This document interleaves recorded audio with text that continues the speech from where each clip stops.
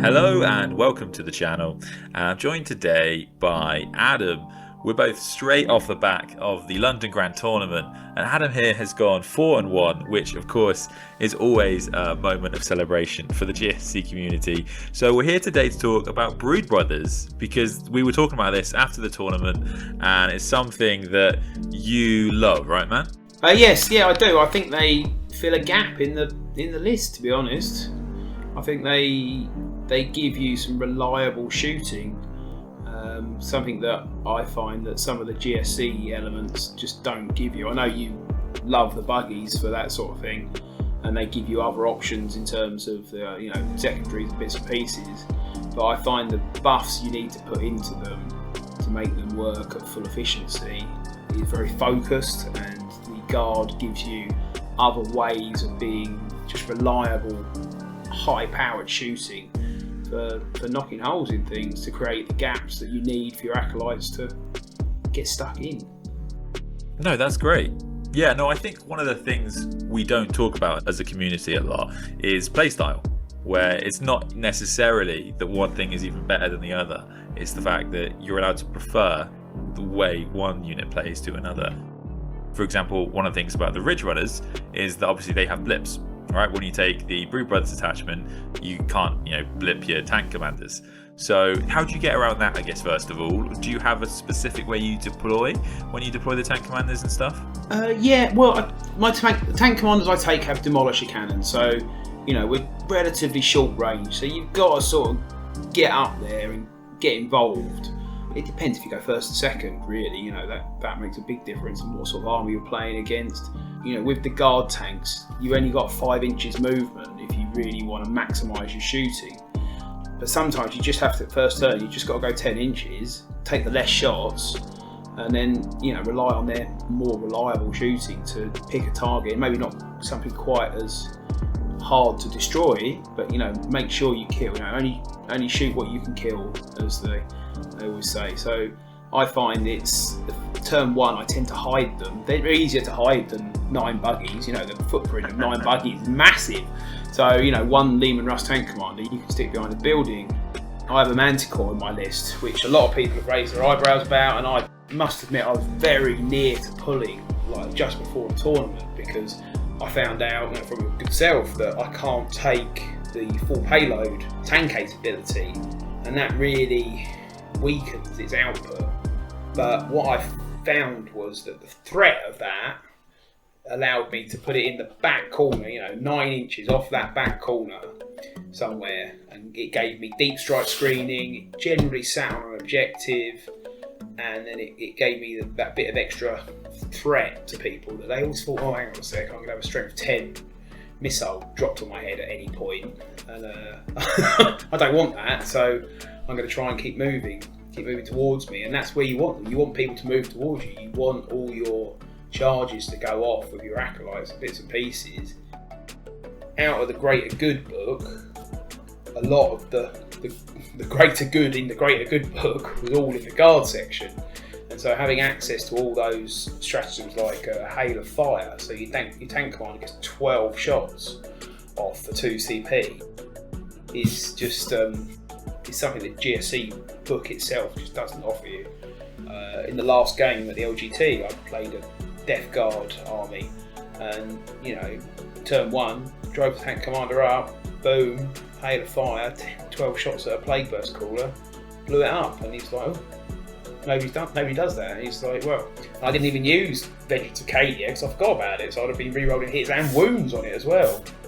All those good things, which unfortunately are going to go by the wayside very soon when the new codex comes out.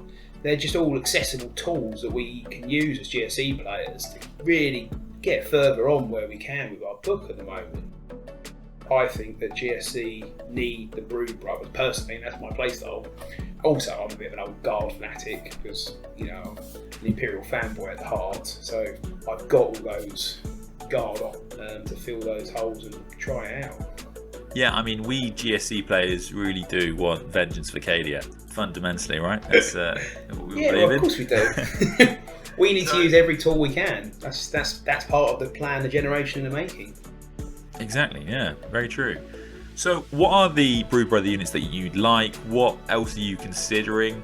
Because I think there are a bunch of things from the Guard range that do fill gaps that the GSC have. So what kind of things have you thought about and are thinking about? Oh, in terms of additional things, I was umming and ahhing. I ended up bumping my 2 Armoured Sentinels from my Guard detachment into my GSC detachment, mainly for the blips, like you said with the buggies. You know, those 2 extra blips just give you more options. You use the scanner decoys stratagem to move, but equally they're very good in the Brood Brothers side because you get that half damage strat for 1 CP. So when you start bumping them together, because it's only 35 points, and they are good for sitting on objectives. 2 of them, toughness 6, 6 wounds, 3 up save, you're halving damage. You know, it's equivalent to having a 24 wound model, like a whole unit of Ridge Runners sitting there, but tougher, better armoured, and to be honest, easier to hide for two vehicles, and only 70 points. So it's something that, you know, you've got to make your opponent overcommit his assets to clear some of your stuff off your backfield. Either that or he's got to come and get them, and that's where you want him. You want him to come and get you. You want him to come into the trap, into the valley of death, so you can jump on him with all your acolytes and bits and pieces. I like Brood Brothers in the Guard detachment because you get access to those Armoured Guard stratagems. You know, you can give them a 3-up saving in cover if you really need to for 1 CP. You know, you can do lots and lots of little things with them. You know, you can make them take morale checks on 1d6. So, I mean, you've got to lose 7 guys before you begin to get into worrying about failing morales. The Tank Commander's rule's amazing. The Tank Commanders need the extra gubbins on them. They need something to scrape off any taggers, a minimum of a Heavy Flamer and a Storm Bolter. I'm not sold on some of the artillery. The Manticle's good because he's got that big headline strength 10, only -2, but you're forcing things onto invulnerable saves at that point anyway. It's only D3, which isn't great, admittedly, but it's a threat, and it's just something to keep people on their toes. I think it's the Tank Commander Achilles Ridge Runner comparison that's probably the most interesting because, of course, they're about the same points. So 1 Tank Commander is about 3 Ridge Runners, and 3 Ridge Runners is 24 wounds with a 6 that feel no pain, so about 30 wounds. And that's what I would struggle to get away from because, personally, you lose your secondary options there. And with your Brood Brothers, I think you get that ability for a bit of extra save, as you say, but you then can't deep strike them. The way I like to play is knowing that I'm going to be solid on the secondaries and then play for the primary. So what about things like Bullgrin for you? Are they an interest at all? Obviously they fill another gap that we have, which is a really tough infantry block, right? Because we don't have that at all as GSC.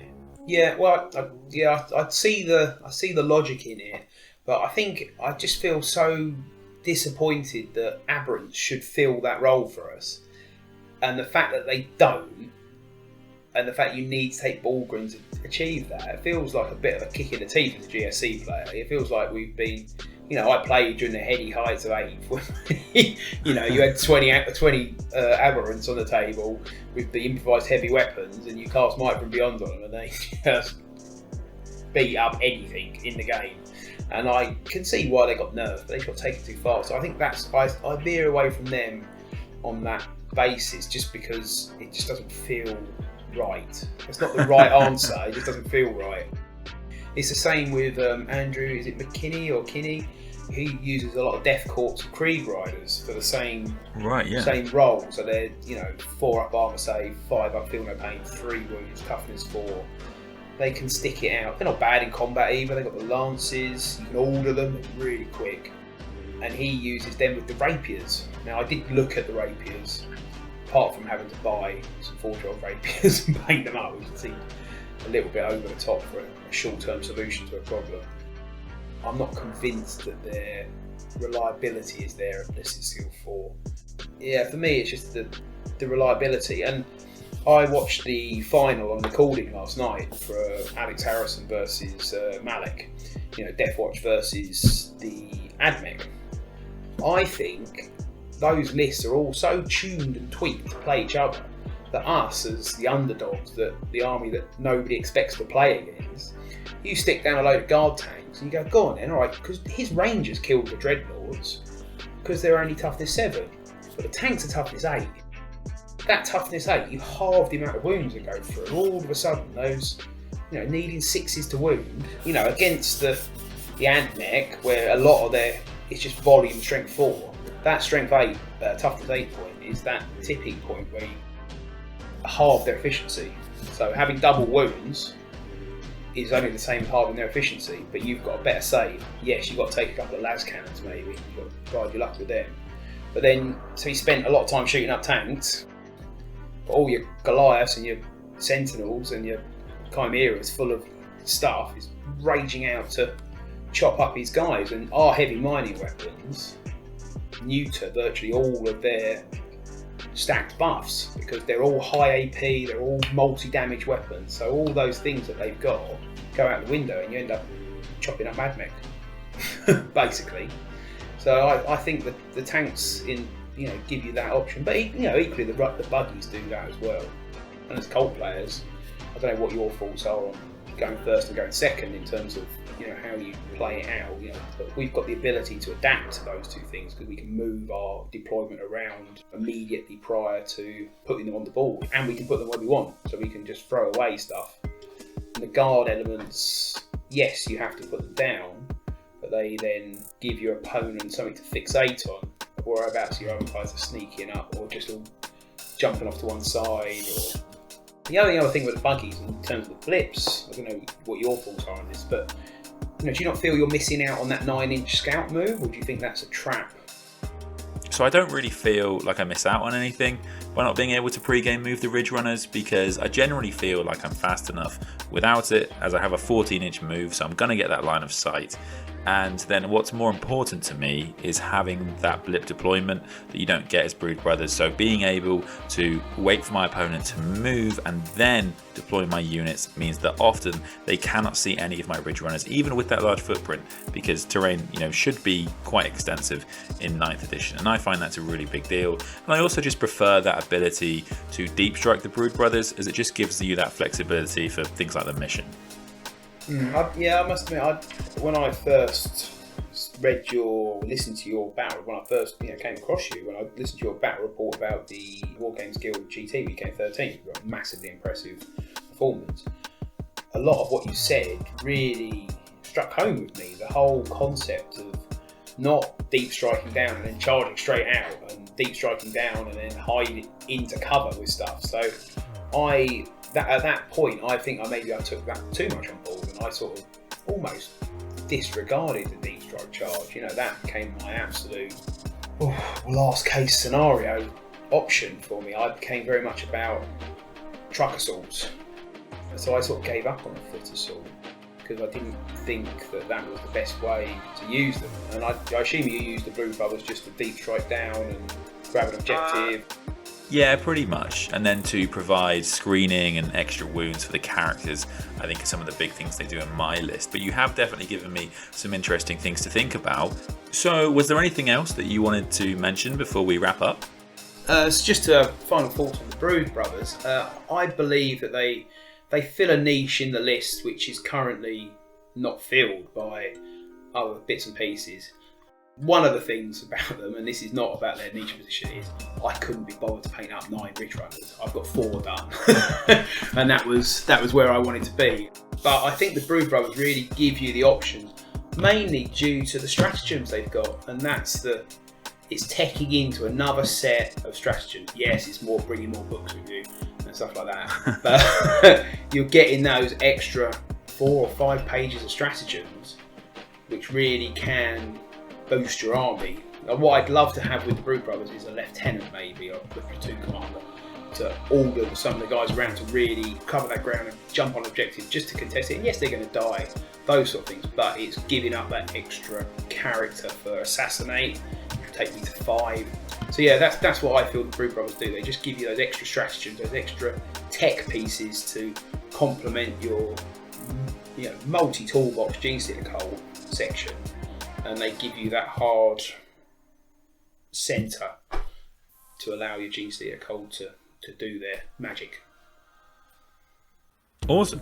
Yeah, I think probably the most exciting thing, for me, is the fact that even in the times of now, people are still finding new and interesting ways to play armies like Genestealer Cult, and I think that's something that's just really cool to see. We saw last week actually a uncharacteristically high win percentage for Genestealer Cult, simply because I think there were 6 of us who were taking GSC to tournaments across the world, and I think actually everybody had performed really well, and so we were one of the higher win rates in the meta, although not necessarily statistically significant, but still really great to see. So yeah, thank you so much for sharing that, man. It's definitely something to think about, and I think it will also stay relevant even if we do get this codex sometime in the near future. So thank you so much for coming on, man. Oh, thank you for having me. Thank you. No worries. And I hope this video was really useful. Do let us know in the comments if you're drawing any Brood Brothers, or what kind of things you're interested in playing around with, and I'll see you for the next one.